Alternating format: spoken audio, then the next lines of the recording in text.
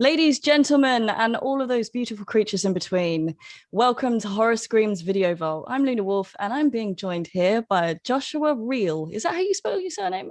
Pronounce your surname, sorry? Oh, Real? yeah, for Yeah? real, For for real. real. Yeah. And we're here to talk about your film, Necropath. It was released on the 7th of February, is that right? Uh, the ninth, maybe. Yeah, The ninth, The ninth or seventh. the 7th? Well, Yeah. February 2021, if anybody's watching this in the future. Necropath, tell us a little bit about the plot. I wanted to. I thought about the idea of what happens to like zombie villains, kind of like Michael Myers and Hannibal Lecters and stuff like that during pandemic evacuations, like where people have to like leave their houses and evacuate, like kind of like 28 weeks later kind of thing, where it's that bag of emergency. And I was like, what happens to those kind of characters? They don't care it's there's a pandemic, they just do what they do. And Like crazy. Sorry. it's a little bit weird as well, because I know that you started writing this before the actual pandemic that hit the world. Yeah, so it started with in 2014. I wrote it. We had to do a zombie film contest, and I'm personally not a big fan of like zombie films, so I wanted to create something unique that what I thought hasn't been done before. So Yeah.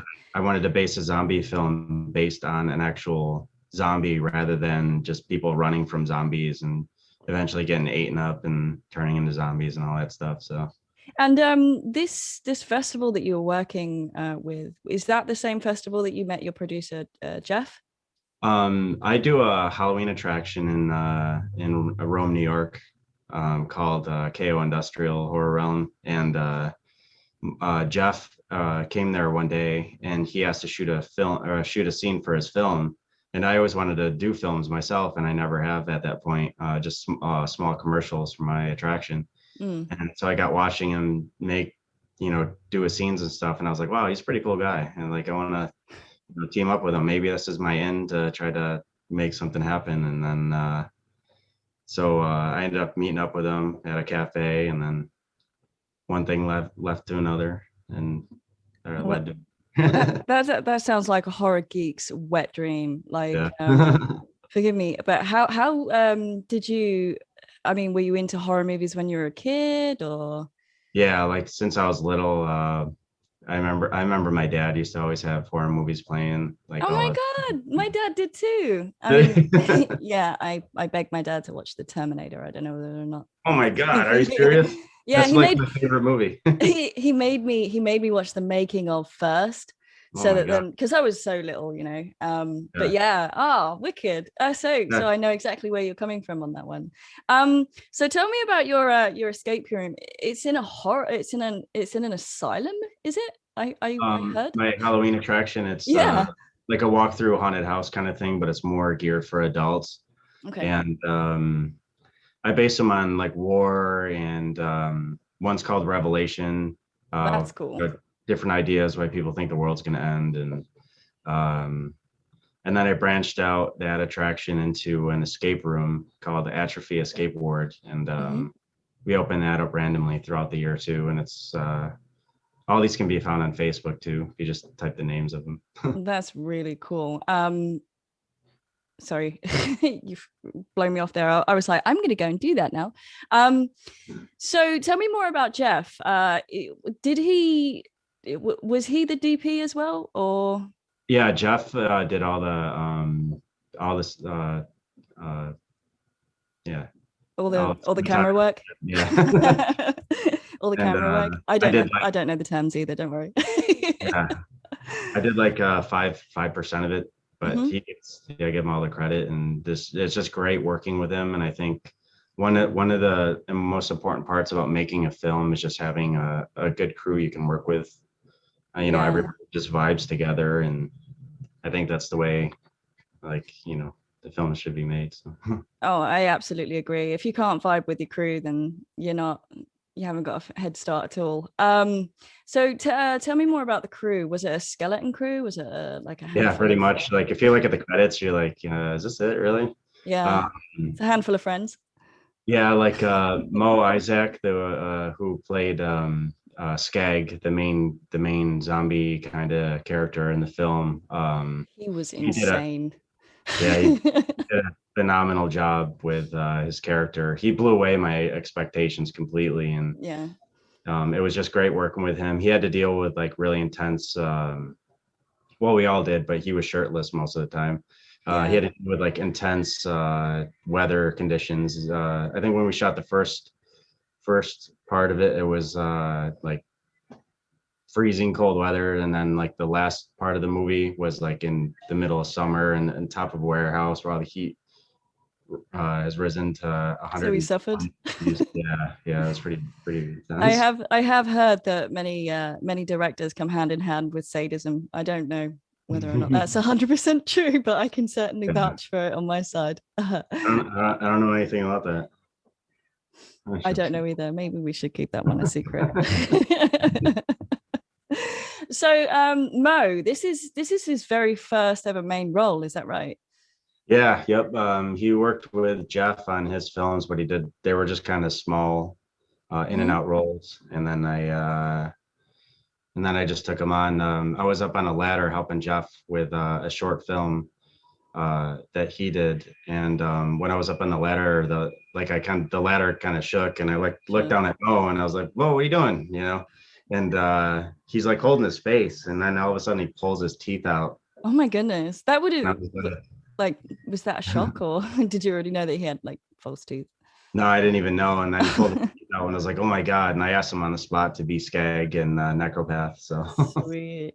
Um, so that was like something in the effects that was basically real. Though there are some very claustrophobic, very gritty, and very dirty scenes in this movie that involve like blood and special effects. Can you tell me a bit more about that?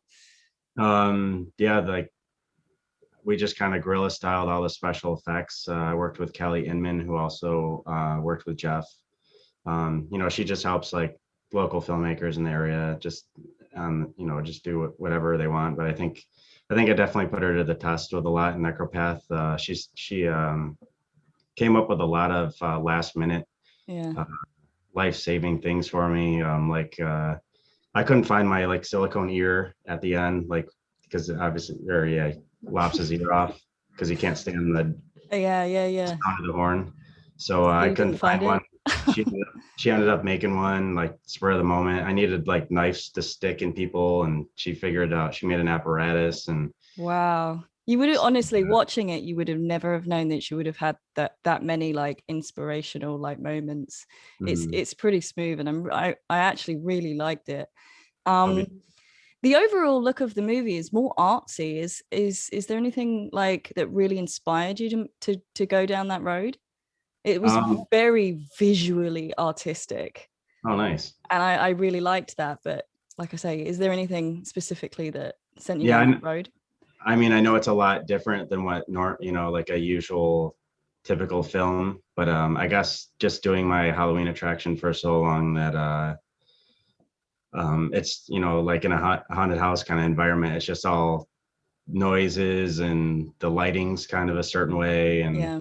a lot of people mention the lighting in Necropath is either reds, blues, or greens in it, and or I fire. noticed that. I Yeah, and absolutely noticed that. It's beautiful. I think it was beautifully shot. And I yeah. love the way that you made it so that you made it. It just made you feel so claustrophobic, and it was almost as if like you were in Skag's brain. Beautiful. And I just think it was beautifully done. So you started writing this in 2014. Yeah. You did a short movie based on this first, didn't you? Yeah, it's well the first I did Necropaths made a 3 short films. So I made the first one 2014 for Zombie Contest. And that was the Zombie Contest was how Jeff and I first started working together. And Okay. yeah, Necropath was our first film. And then he made his film and I made mine. And then once Necropath won first place in that festival, and another festival it won first place called Terror Film Festival Okay. in Philadelphia, um, we decided to make another one, and then that one won awards. and then I made part 3, and then after they were all done, I compiled them all into one full-length movie, and that's So the 3 short movies made the whole movie. yeah. There wasn't anything extra we could watch because I went looking for it. I do have a blooper reel. That's pretty funny. Oh my goodness, you should definitely post that. I love blooper reels. Absolutely. Yeah, I'll have to send it to you. It's pretty Yes, funny, please. actually. Oh, that'd be really cool. I love behind the scenes things. Like, would you believe that when I watched the Terminator, when my dad told me that I had to watch that first, I actually preferred the making of to the actual movie. So I still I remember when my dad actually, when I was little, because I'm a huge Arnold Schwarzenegger fan. I used to just watch his movie nonstop when I was little, but I still remember to this day when my dad came home from work and he was walking to the house and he goes, "Oh, I got a present for you." And I walk up to his truck and he had the VHS cassette tape of Terminator sitting on his bumper. oh my goodness, that's so awesome. Did it was it, because I know there was a special edition one, wasn't there, in a tin or something? I can't remember. But oh my God, that must have been like the best day of your life. It was, I still remember it. Oh, apart from Yeah. getting your film made, obviously, because that's also really Yeah. cool. I hear that you also landed a distribution deal from the festivals as well. Yeah, so in 2020, well, in 2019, I had to move my attraction, and so the film went on hiatus. So Oh I no. submitted it to film festivals in 2020, and ironically, that was the year of the pandemic, which the film has to do about, obviously pandemic too. Yeah. And so in the middle of submitting, or in the middle of the films being sent out to the festivals, one of the festivals reached out to me and they said, someone wants to get a hold of me because they watched the screener and they're really interested in the movie. And Yeah. and they ended up taking the movie on, and they just said they loved how unique it was visually and the sound and everything. So Yeah, there's no hands down, I absolutely loved the visuals of it, and like the way that you've made the audio work with everything else. It's just beautifully done. And I know that it hasn't necessarily been received that well on IMDb. It's only got a 3.1, but I was watching it and I was like, wow, okay, this is really beautiful, and it's very much out of the box, and so many people I know won't get it.